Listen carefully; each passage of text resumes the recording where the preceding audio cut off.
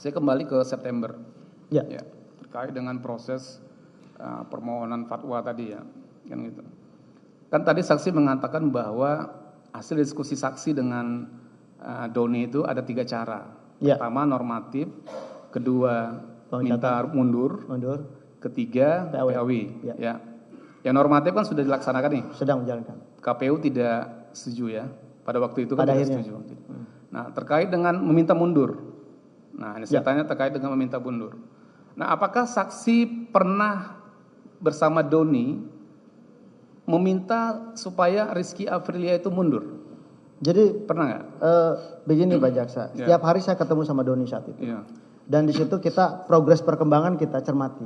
Ya. Kita mulai melihat ada indikasi ini agak nggak mudah, Nggak mudah. barang ini. Ya. Karena situasi di KPU sendiri. Dan sudah terlanjur, sudah ada putus. Maka kemudian kita cari alternatif apa ini sambil paralel. Ya. Maka kemudian Doni mau nemuin Rizky untuk minta mundur saat itu. Ya. Nah kebetulan hari itu Rizky lagi di Singapura.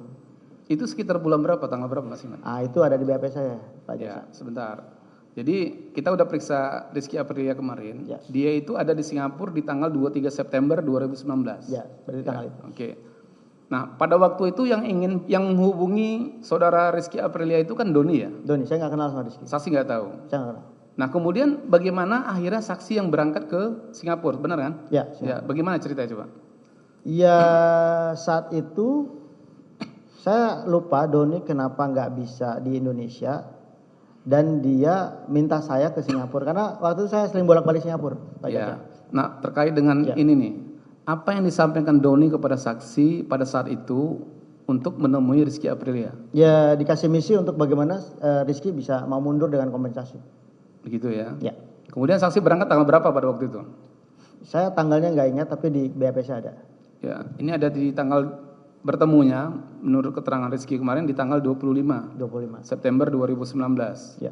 Nah, pada saat itu, pada saat saksi akan berangkat, saksi sempat komunikasi dulu nggak dengan Rizky bahwasanya yang berangkat saksi bukan Doni gitu Saya komunikasi ke semua pihak ke Rizky. Ke Rizky. Apa yang saksi sampaikan kepada Rizky? bahwa pada waktu itu? saya akan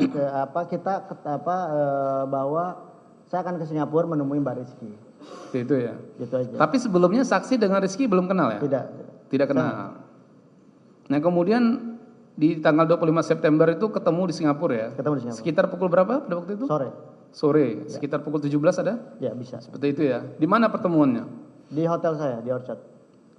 Di hotel tempat saya menginap. Shangri-La Shangri-La. Orchard, Ya. Singapura ya. Nah, proses pertemuannya bagaimana? Ya Pada saya waktu kontak bahwa saya sudah di sini Sudah di hotel Shangri-La. di hotel Shangri-La kemudian saya panggil. Ya. Nah, kemudian saksi ada pembicaraan dengan Rizky ya? Pembicaraan dia tanya saya siapa. Ya, sebentar. Oh, saksi tanya dulu dia saksi siapa?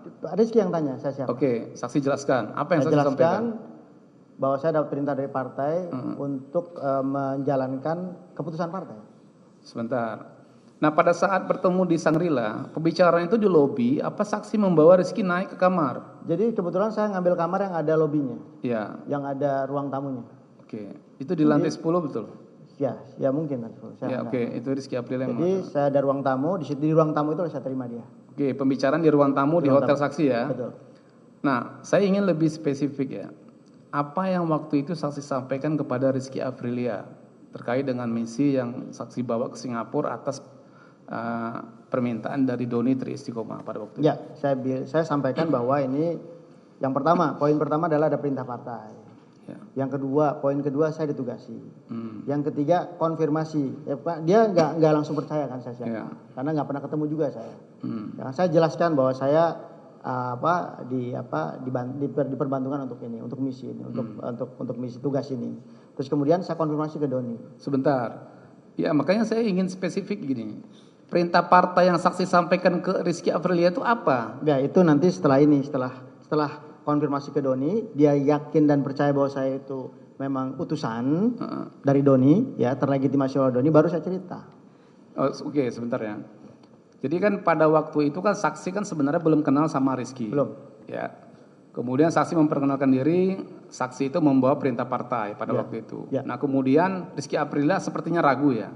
Ragu awalnya. Ragu. Karena belum pernah ketemu Jadi saya. yang saksi lakukan pada waktu itu menghubungi Doni. Menghubungi Doni dan mengeluarkan semua dokumen partai.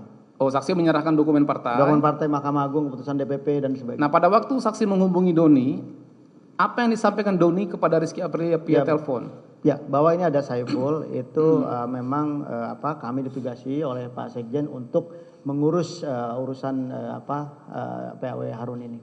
Oh, jadi Doni menyampaikan bahwasanya Pak Saiful saksi ditugaskan oleh Sekjen untuk mengurus terkait dengan Harun Masiku.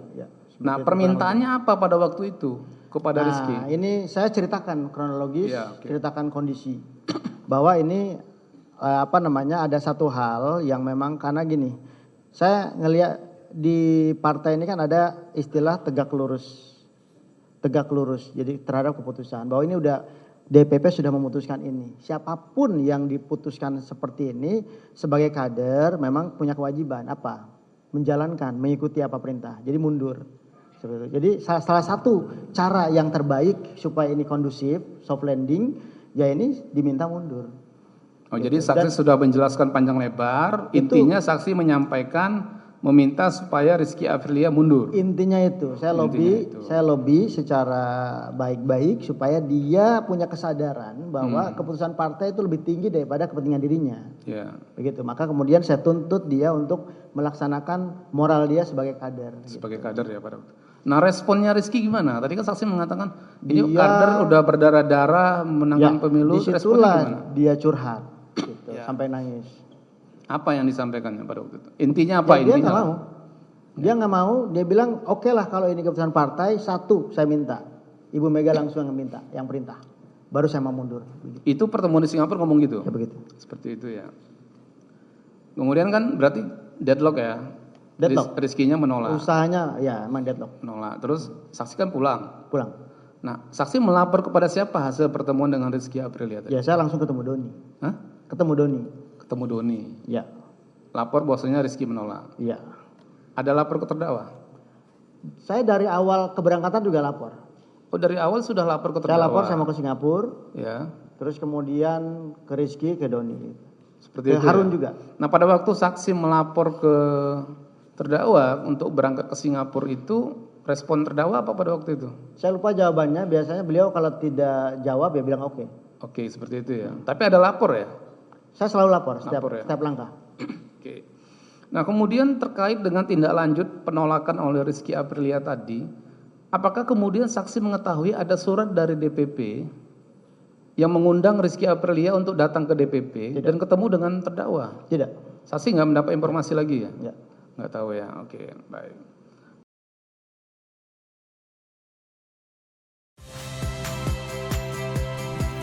Saya Harjuno Pramendito.